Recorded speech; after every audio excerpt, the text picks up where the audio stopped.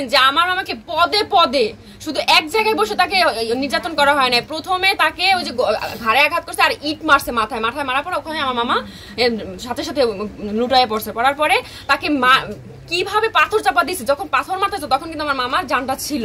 পরে মারার পরে মিটফুট 3 নম্বর গেটে নিয়ে আমার মামার কিভাবে নৃশংসভাবে ওখানে, তখন কিন্তু আমার মামার জানটা ছিল না। ভিডিও ফুটেজগুলো আমাদের কাছে দেন, ওনারা দিতে চাচ্ছে না।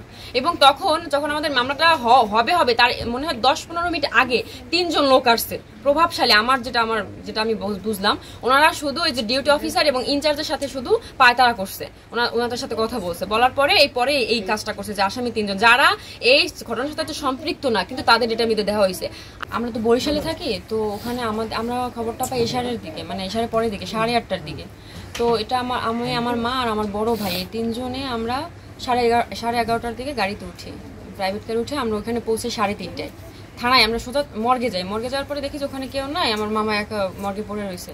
পরে আমরা কোতালি থানায় যাই, কোতালি থানা যাওয়ার পর 2 জন আসামি ধরছে, একজন অস্ত্র সহ, আরেকজন হচ্ছে ওই যে মহিন ওনাকে অ্যারেস্ট করছে। অ্যারেস্ট করার পরে আমরা দেখছি আমরা যাওয়ার পরই দেখি যে ওসি সাহেবের ঘরে ও দাঁড়ানো।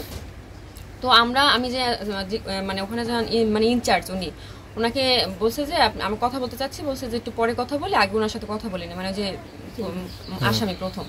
আর হচ্ছে গিয়া আমি ডিউটি অফিসারের কাছে যাই যে আপনাদের এখানে কি মামলা হয়েছে? পর বলছে না এখনো হয় নাই। আমি কেন হয় নাই? হয় নাই, আমরা প্রসেসিং আছে। আমি কিসের প্রসেসিং? এখন আপনার কিসের প্রসেসিং এ থাকবেন? অলরেডি কয়েক ঘন্টা হয়ে গেছে। হ্যাঁ, পরে বলতেছে আচ্ছা আপনি কি হন? আমি তার ভাগ্নি হই এবং এই হচ্ছে আমার মা, তার বড় বোন। পরে আমার মা বলছে আমি নিজে বাদী হয়ে আমি মামলা করতে চাচ্ছি। তো ওনারা তখন কেমন জানি করতেছে। পরে আমি অনেক জোর করার পরে অনেক রিয়াক্ট করার পরে ওনারা তাদের রুমে নিয়ে গেছে, মানে যেখানে ওনারা মামলা লেখে। ওখানে নিয়ে যাওয়ার পরে আমি সব তথ্য দিছি, দেওয়ার পরে একটা খাতা নিয়ে আসছে, ওনার নাম হচ্ছে নাজমুল, উনি হচ্ছে ডিউটি অফিসার ছিল তখন। খাতার মধ্যে 23 জনের নাম লিখে রাখছে, ওইগুলো মূলত ওখানে ওরা ইনভলভ ছিল এই ঘটনার সাথে। তো এইগুলো লেখানোর পরে পরের দিন 11:30টার সময় আপনার ওই যে মনিরুজ্জামান মনির, উনি হচ্ছে ইনচার্জ ওখানে, উনি আমাকে বলে যে ডাকে বলে যে স্ক্রিপ্ট দিছে, আমার স্ক্রিপ্টে দিয়ে বলে যে এটা পড়েন আপনি। হ্যাঁ, আর আমার হাতে কলম দিছে যে কোন জায়গায় মিসিং আছে, যে এখানে লাগবে, এটা লাগবে, তো আপনি ওটা নিজে এটা ইনক্লুড করে দেন এটার সাথে, তারপরে আমরা এটা আবার এটা নতুন করে আবার লিখবো। তো আমি এটা পড়ার পরে দেখি যে অস্ত্র দিয়ে যে আমার মামার যে গুলি করা হয়েছে, আমার মামার যে চাকু দিয়ে মাথায় আঘাত করা হয়েছে, এখানে আঘাত করছে, গলায় আঘাত করছে, এবং হাতের ভিতরে চাকুর মতো দিয়ে আমার মামার এই ঘাড়ে আঘাত করা হয়েছে, এবং ইট দিয়ে তাকে মাথা থেতলাই দেওয়া হয়েছে। পরে তো আপনারা দেখছেন ভিডিওতে যে পাথর মারা হয়েছে। তো ওইগুলো করার পরে ওইগুলো উল্লেখ করেন, আমি এগুলো কেন উল্লেখ করেন নাই? পরে বলছে আপনি যখন বলছেন তাহলে আমরা উল্লেখ করতেছি, আপনি এগুলো পড়েন আরো। আমি আবার কি করছি, আমার ফোনে ওই যে আমাকে যেটা পড়াইছে ওইটা আমি ছবি তুলে রাখছি। রাখার পরে ওনারা আমাদের বের করে দিয়ে আমার মাকে একা রাখার পরে আমার মা তো বুঝে নাই, আমার মাকে ওই তাদের সাজানো স্ক্রিপ্টে তাদের আগেই এটা রেডি করা ছিল। ওইখানে 17, 18, 19 নাম্বার 3টা আসামি ছিল, ওই 3টা আসামি পরে মানে পরিবর্তন করা হয়, যে আগের যে কাগজের লেখা এবং পরবর্তীতে আমার মা যে সিগনেচার দিছে যেটা, ওর সাথে কোনো মিল নাই। এই জন্য ওটা সিগনেচার দেওয়ার পরে আমরা বুঝতে পারি যে আসলে এটা এই কাগজ না। হ্যাঁ, আর আমরা কি করছি, এর আগে আরেকটা কাজ করছি যে ভিডিও ফুটেজগুলো আমরা সব পুলিশের কাছে দিয়েছিলাম। তো যখন আমরা এটা ব্যাক চাইছি যে আমাদের ভিডিওগুলো আমাদের দেন। আরেকটা এখানে মিসিং হচ্ছে, যখন আমার মামা বাসা থেকে বের হয়েছে, একজন ফয়সাল নামের যে কল করছে আমার মামারে, উনি এই আসামি, ওনাকে দেওয়া হয় নাই। আমি চাই এটাকে ওনাকে অ্যাড করা হোক আসামি, উনি হচ্ছে এটার মূল হোতা। এবং আমার মামারে জোরপূর্বক, মানে যে তুমি এখনই আসবা বাসা থেকে, এমন ভাবে ফোর্স করছে আমার মামাকে বাইরে বের করতে বাধ্য করছে এই ফয়সাল। এবং ওই দোকানে, আমার মামার দোকানে ফয়সাল ছিল, একদম ওইখানে স্পটে উপস্থিত ছিল। তো দোকানে যাওয়ার পরে দেখে যে তালা মারা। আমার মামা তো মাথায় নষ্ট যে আমার দোকানে কেন তালা মারবে।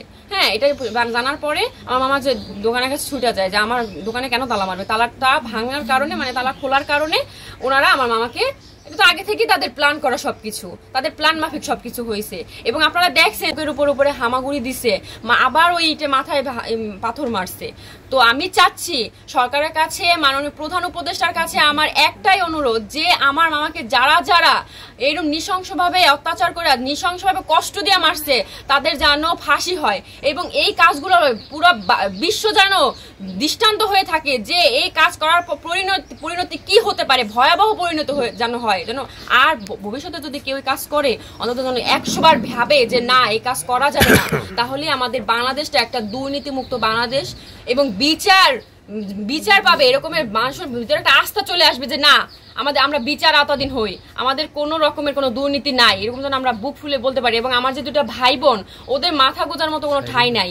এবং আমার মামার 2টা মোবাইল মিসিং, এবং এটিএম কার্ডগুলো 3-4টা কার্ড মিসিং। 2টা মোবাইলে অন্তত ওটা যদি পাওয়া যায়, অনেক এভিডেন্স আমরা আরো অনেক কিছু পেয়ে যাবেন যদি মোবাইল দুটো উদ্ধার করা হয়। তো আমি চাচ্ছি আমার এই মামার মোবাইল দুটো উদ্ধার করা হোক, এবং 3টা এটিএম কার্ড আছিল, 4টা এটিএম কার্ড ছিল, ভিসা কার্ড, ওগুলো উদ্ধার করা হোক। এবং আমরা কিন্তু এখনো জিম্বি করা আমাদের ওই যে আমার দোকানটা, ওটা যেন করা হয়, রিপ্লেস করা হয়। তো আমার ভাই বোনের আপনারা আমি বলতে চাচ্ছি যে ওদের ভবিষ্যৎটা যেন একদম নিজে থেকে, একদম আন্তরিক থেকে যেন মাননীয় উপদেষ্টা এবং আইনমন্ত্রী যেন বিবেচনা করে, এবং যেন দৃষ্টান্ত শাস্তির ব্যবস্থা করে এদের জন্য।